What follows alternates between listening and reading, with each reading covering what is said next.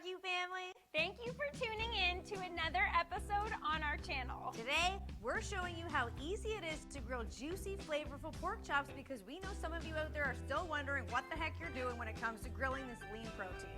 Some of you may have looked longingly at the pork chop section of the meat aisle but kept on walking instead of putting a package of chops into your cart because you think you just messed them up anyway. Don't worry, barbecue family, we are here to help. After watching this video, you will be armed with the skills you need to grill up the most succulent pork chops you've ever had.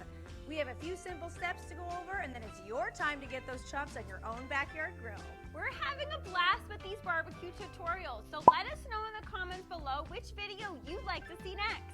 Ooh, how about grilled shish kebabs? Okay, honey, I just asked them to let us know. Okay, sorry, I just kind of want some shish kebabs. I'll make some for you for lunch. Can we please get back to the video? Yeah, let's do it! If I'm making you shish kebabs, you're giving me a foot massage. Ew! Step 1, selecting your meat. When it comes to pork chops, you have a very important decision to make. Bone in or bone out. Some say bone-in pork chops tend to be stronger in flavor than pork chops that have had the bone removed. However, there is actually a barbecue debate out there that suggests this really isn't true. But what is true though is that bone-in meat takes longer to cook. So keep that in mind when selecting your meat. Today, we're going with bone-in pork chops because we feel the bone makes for a better presentation and creates a more delicious porky aroma when grilling. Step 2, seasoning your meat using the dry brining method. Today we're going with a dry brining method for seasoning our pork chops.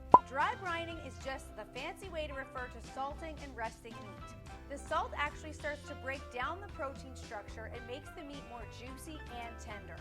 The salt on the exterior of the meat sucks out moisture from the meat, which is then sucked back into the meat along with the salt, resulting in the meat seasoning itself from the outside in. It's basically basting itself and drinking in the base.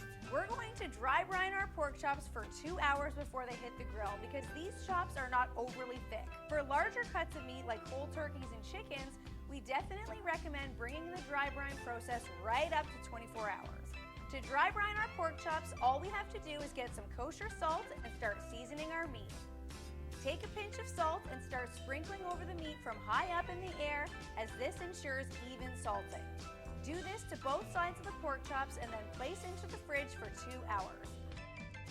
If your fridge had a clear door, you'd be able to witness the meat surface going from juicy and wet to bone dry over the next 2 hours. You know the meat is ready to hit the grill when the brine juices have reabsorbed back into the meat and the surface is dry. You can add other spices and flavors to the meat at this point. Today, we're going with a saltless barbecue rub in order to balance out all that saltiness. This rub is loaded with garlic, thyme, dried lemon zest, and rosemary. Perfect flavors for pork chops. Now let's head on over to Matt at the grill so we can get these pork chops on. Step 3, setting up your grill for grilling the pork chops. Turn on half of the burners on your grill and crank them up to as high as they will go. Put the lid down and allow the grill to preheat for 10 to 12 minutes. Do not skip this step. Properly preheating your grill, make sure that your food won't stick to the grates. So please don't rush this step. Once your grill has been properly preheated, place your pork chops on the grill perpendicular to the grill grates so that you can achieve those dark and pronounced grill marks. Put the lid down and stay close to your grill since we are cooking over high heat. After about 3 to 4 minutes, lift the lid and evaluate what your pork chops look like. They should be starting to look opaque around the perimeter of the meat. If you'd like to go for the classic crosshatch look, pick up each chop and place them back down onto the grill at a 45-degree angle to where they started.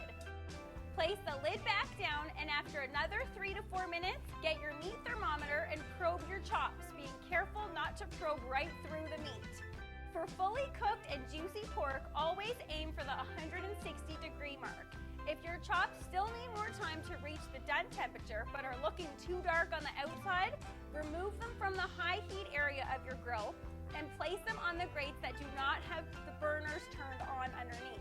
Put the lid back down and allow them to come up to temperature without worrying about them burning on the outside. Once the meat is ready to come off the grill, allow it to rest for 3 to 5 minutes before slicing.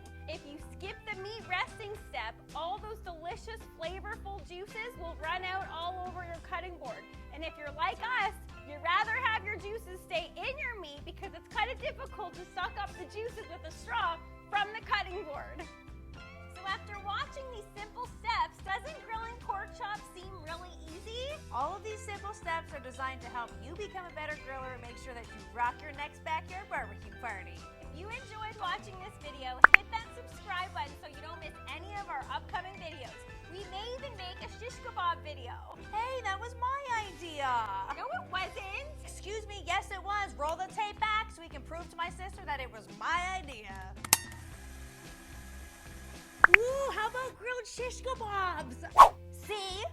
Okay, whatever, it's always my idea to dance. Let's do this! So juicy! Let's go!